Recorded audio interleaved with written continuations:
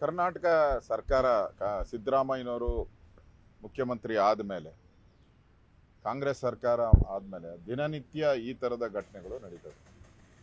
ಕರ್ನಾಟಕದಲ್ಲಿ ಸರ್ಕಾರ ಇದೆಯಾ ಸತ್ತೋಗಿದೆಯಾ ಅನ್ನೋದನ್ನು ಕೂಡ ಜನಗಳಿಗೆ ಡೌಟ್ ಬರೋ ರೀತಿ ನಡೀತಾ ಇದೆ. ಒಂಥರ ಅಜಾಗರೂಕತೆ,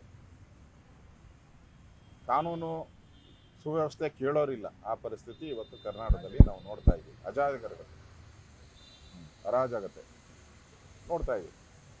ಇವತ್ತು ಗಣಪತಿ ದೇವಸ್ಥಾನ ಕೂತಿರ್ಸಿರೋದಲ್ಲ, ಅದು ಗಣಪತಿ ಉತ್ಸವದಲ್ಲ, ಅದು ಒರಿಜಿನಲ್ ಕಲ್ಲಿನ ಗಣಪತಿ.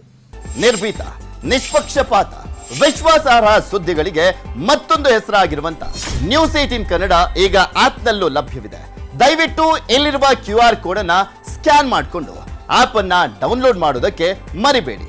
ನಿಮ್ಮ ಬೆಂಬಲ ಹೀಗೆ ಸದಾ ನಮ್ಮೊಂದಿಗಿರಲಿ. ಧನ್ಯವಾದ.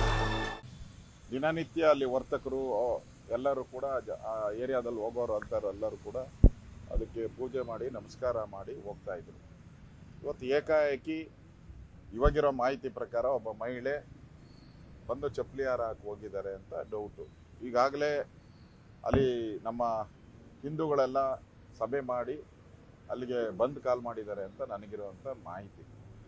ಒಟ್ಟಾರೆ ನನಗನ್ಸೋವಂಥದ್ದು, ರಾಜ್ಯದಲ್ಲಿ ಒಂದು ರೀತಿ ತೊಗಲಕ್ ಸರ್ಕಾರ ಇರೋದ್ರಿಂದನೇ, ಈ ಟಿಪ್ಪು ಸರ್ಕಾರ ಇರೋದ್ರಿಂದ ಒಂದೊಂದೇ ಈ ಥರ ಧರ್ಮಸ್ಥಳ ಆಯಿತು, ಚಾಮುಂಡೇಶ್ವರಿ ಆಯಿತು,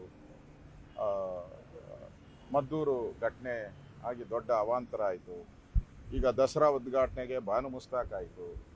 ಈಗ ಅದು ಹಾಸನಕ್ಕೆ ಶಿಫ್ಟ್ ಆಗಿ ಹಾಸನದಲ್ಲಿ ಇವತ್ತು ಗಣಪತಿಗೆ ಚಪ್ಪಲಿ ಹಾರ ಹಾಕಿರುವಂಥದ್ದು ಈ ಸರ್ಕಾರ ಹೇಗೆ ನಡೀತಾ ಇದೆ ಅನ್ನೋದಕ್ಕೆ ಇದೊಂದು ಸ್ಪಷ್ಟವಾದಂಥ ಉದಾಹರಣೆ. ಈ ಸರ್ಕಾರ ಹಿಂದೂಗಳ ಬಗ್ಗೆ ಯಾವ ರೀತಿ ನಡ್ಕೊಳ್ತಾ ಇದೆ ಅಂತ. ಇನ್ಮೇಲಾದರೂ ಹಿಂದೂಗಳು ಎಚ್ಚರಗೊಳ್ಳಿಲ್ಲ ಅಂದರೆ ಇದು ನಿಮ್ಮ ಮನೆ ಬಾಗಿಲಿಗೆ ಬರ್ತೈತೆ. ನೆಕ್ಸ್ಟು ನಿಮ್ಮ ಮನೆ ಬಾಗಿಲಿಗೆ ಬರ್ತೈತೆ. ಆ ಎಚ್ಚರಿಕೆಯನ್ನು ನೀವು ತಗೊಂಡಿಲ್ಲ ಅಂದರೆ ನಿಮ್ಮ ಮನೆ ಬಾಗಿಲಿಗೆ ಬರುತ್ತೆ ಅಂತ ಎಚ್ಚರಿಕೆಯನ್ನು ಕೂಡ ನಾನು ರಾಜ್ಯದ ಹಿಂದೂಗಳಿಗೆ ವಿನಂತಿಯನ್ನು ಮಾಡ್ತಾ ಇದ್ದೀನಿ. ಸರ್, ಮಾನಸಿಕ ಅಸ್ವಸ್ಥತೆ ಅಂತ ಹೇಳ್ತಿದ್ದಾರೆ ಯಾಕೆ?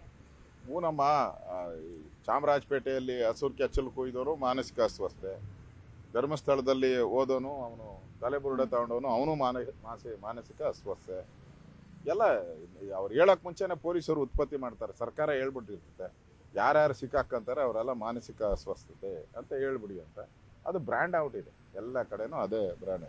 ಸದ್ಯಕ್ಕೆ ಉದ್ಘಾಟನೆಗೆ ಹೋಗೋರೆಲ್ಲ ಮಾನಸಿಕ ಅಸ್ವಸ್ಥೆ ಅಂತ ಹೇಳಿಲ್ಲ ಅಂದ್ರೆ ಕಾಂಗ್ರೆಸ್ ಪುಣ್ಯ, ಅದೇ ಪುಣ್ಯ ಅಂತ ನಾನು ಹೇಳ್ತೇನೆ. ಯಾವ್ಯಾವ ಉದ್ಘಾಟನೆಗೆ ಯಾರ್ಯಾರು ಹೋಗ್ತಾರೋ ಎಲ್ಲೆಲ್ಲಿ ಹೋಗ್ತಾರೋ ಗೊತ್ತಿಲ್ಲ, ಕಾಂಗ್ರೆಸ್ ಅವ್ರು ಯಾರ್ಯಾರು ಕಳಿಸ್ತಾರೋ ಗೊತ್ತಿಲ್ಲ.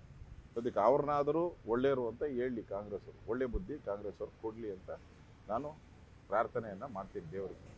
ಕರ್ನಾಟಕ ಸರ್ಕಾರ ಸಿದ್ದರಾಮಯ್ಯನವರು ಮುಖ್ಯಮಂತ್ರಿ ಆದಮೇಲೆ ಕಾಂಗ್ರೆಸ್ ಸರ್ಕಾರ ಆದಮೇಲೆ ದಿನನಿತ್ಯ ಈ ಥರದ ಘಟನೆಗಳು ನಡೀತದೆ. ಕರ್ನಾಟಕದಲ್ಲಿ ಸರ್ಕಾರ ಇದೆಯಾ ಸತ್ತೋಗಿದೆಯಾ ಅನ್ನೋದನ್ನು ಕೂಡ ಜನಗಳಿಗೆ ಡೌಟ್ ಬರೋ ರೀತಿ ನಡೀತಾ ಇದೆ.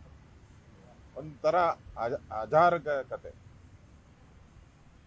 ಕಾನೂನು ಸುವ್ಯವಸ್ಥೆ ಕೇಳೋರಿಲ್ಲ, ಆ ಪರಿಸ್ಥಿತಿ ಇವತ್ತು ಕರ್ನಾಟಕದಲ್ಲಿ ನಾವು ನೋಡ್ತಾ ಇದ್ದೀವಿ. ಅಜಾಗರೂಕತೆ, ಅರಾಜಕತೆ ನೋಡ್ತಾ ಇದ್ದೀವಿ.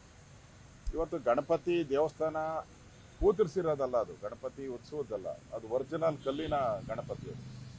ದಿನನಿತ್ಯ ಅಲ್ಲಿ ವರ್ತಕರು ಎಲ್ಲರೂ ಕೂಡ ಆ ಏರಿಯಾದಲ್ಲಿ ಹೋಗೋರು ಅಂತಾರೆಲ್ಲರೂ ಕೂಡ ಅದಕ್ಕೆ ಪೂಜೆ ಮಾಡಿ ನಮಸ್ಕಾರ ಮಾಡಿ ಹೋಗ್ತಾ ಇದ್ರು. ಇವತ್ತು ಏಕಾಏಕಿ ಇವಾಗಿರೋ ಮಾಹಿತಿ ಪ್ರಕಾರ ಒಬ್ಬ ಮಹಿಳೆ ಬಂದು ಚಪ್ಪಲಿ ಹಾರ ಹಾಕಿ ಹೋಗಿದ್ದಾರೆ ಅಂತ ಡೌಟು.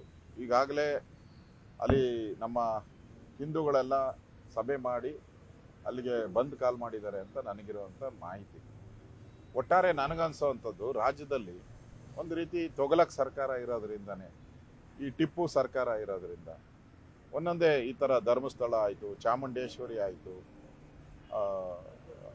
ಮದ್ದೂರು ಘಟನೆ ಆಗಿ ದೊಡ್ಡ ಅವಾಂತರ ಆಯಿತು. ಈಗ ದಸರಾ ಉದ್ಘಾಟನೆಗೆ ಬಾನು ಮುಸ್ತಾಕ್ ಆಯಿತು. ಈಗ ಅದು ಹಾಸನಕ್ಕೆ ಶಿಫ್ಟ್ ಆಗಿ ಹಾಸನದಲ್ಲಿ ಇವತ್ತು ಗಣಪತಿಗೆ ಚಪ್ಪಲಿ ಹಾರ ಹಾಕಿರುವಂಥದ್ದು ಈ ಸರ್ಕಾರ ಹೇಗೆ ನಡೀತಾ ಇದೆ ಅನ್ನೋದಕ್ಕೆ ಇದೊಂದು ಸ್ಪಷ್ಟವಾದಂಥ ಉದಾಹರಣೆ. ಈ ಸರ್ಕಾರ ಹಿಂದೂಗಳ ಬಗ್ಗೆ ಯಾವ ರೀತಿ ನಡ್ಕೊಳ್ತಾ ಇದೆ ಅಂತ. ಇನ್ಮೇಲಾದರೂ ಹಿಂದೂಗಳು ಎಚ್ಚರಗೊಳ್ಳಿಲ್ಲ ಅಂದರೆ ಇದು ನಿಮ್ಮ ಮನೆ ಬಾಗಿಲಿಗೆ ಬರ್ತೈತೆ. ನೆಕ್ಸ್ಟು ನಿಮ್ಮ ಮನೆ ಬಾಗಿಲಿಗೆ ಬರ್ತೈತೆ. ಆ ಎಚ್ಚರಿಕೆಯನ್ನು ನೀವು ತಗೊಂಡಿಲ್ಲ ಅಂದರೆ ನಿಮ್ಮ ಮನೆ ಬಾಗಿಲಿಗೆ ಬರುತ್ತೆ ಅಂತ ಎಚ್ಚರಿಕೆಯನ್ನು ಕೂಡ ನಾನು ರಾಜ್ಯದ ಹಿಂದೂಗಳಿಗೆ ವಿನಂತಿಯನ್ನು ಮಾಡ್ತಾ ಇದ್ದೀವಿ. ಸರ್ ಮಾನಸಿಕ ಅಸ್ವಸ್ಥತೆ ಅಂತ ಹೇಳ್ತಿದ್ದಾರೆ ಯಾಕೆ?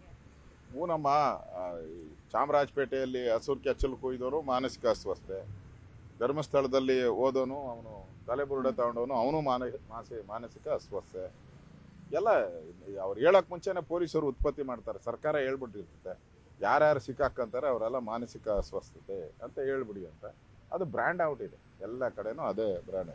ಸದ್ಯಕ್ಕೆ ಉದ್ಘಾಟನೆಗೆ ಹೋಗೋರೆಲ್ಲ ಮಾನಸಿಕ ಅಸ್ವಸ್ಥೆ ಅಂತ ಹೇಳಿಲ್ಲ ಅಂದ್ರೆ ಕಾಂಗ್ರೆಸ್ ಪುಣ್ಯ, ಅದು ಅದೇ ಪುಣ್ಯ ಅಂತ ನಾನು ಕೇಳ್ತಾರೆ. ಯಾವ್ಯಾವ ಉದ್ಘಾಟನೆಗೆ ಯಾರ್ಯಾರು ಹೋಗ್ತಾರೋ ಎಲ್ಲೆಲ್ಲಿ ಹೋಗ್ತಾರೋ ಗೊತ್ತಿಲ್ಲ, ಕಾಂಗ್ರೆಸ್ ಅವ್ರು ಯಾರ್ಯಾರು ಕಳಿಸ್ತಾರೋ ಗೊತ್ತಿಲ್ಲ. ಸದ್ಯಕ್ಕೆ ಅವ್ರನ್ನಾದರೂ ಒಳ್ಳೆಯರು ಅಂತ ಹೇಳಿ ಕಾಂಗ್ರೆಸ್ ಅವರು, ಒಳ್ಳೆ ಬುದ್ಧಿ ಕಾಂಗ್ರೆಸ್ ಅವ್ರು ಕೊಡಲಿ ಅಂತ ನಾನು ಪ್ರಾರ್ಥನೆಯನ್ನು ಮಾಡ್ತೀನಿ ದೇವರಿಗೆ. ನಿರ್ಭೀತ, ನಿಷ್ಪಕ್ಷಪಾತ, ವಿಶ್ವಾಸಾರ್ಹ ಸುದ್ದಿಗಳಿಗೆ ಮತ್ತೊಂದು ಹೆಸರಾಗಿರುವ ನ್ಯೂಸ್ 18 ಕನ್ನಡ ಈಗ ಆಪ್ನಲ್ಲೂ ಲಭ್ಯವಿದೆ. ದಯವಿಟ್ಟು ಇಲ್ಲಿರುವ QR ಕೋಡ್ ಅನ್ನು ಸ್ಕ್ಯಾನ್ ಮಾಡಿಕೊಂಡು ಆಪ್ ಡೌನ್ಲೋಡ್ ಮಾಡೋದಕ್ಕೆ ಮರಿಬೇಡಿ. ನಿಮ್ಮ ಬೆಂಬಲ ಹೀಗೆ ಸದಾ ನಮ್ಮೊಂದಿಗಿರಲಿ. ಧನ್ಯವಾದ.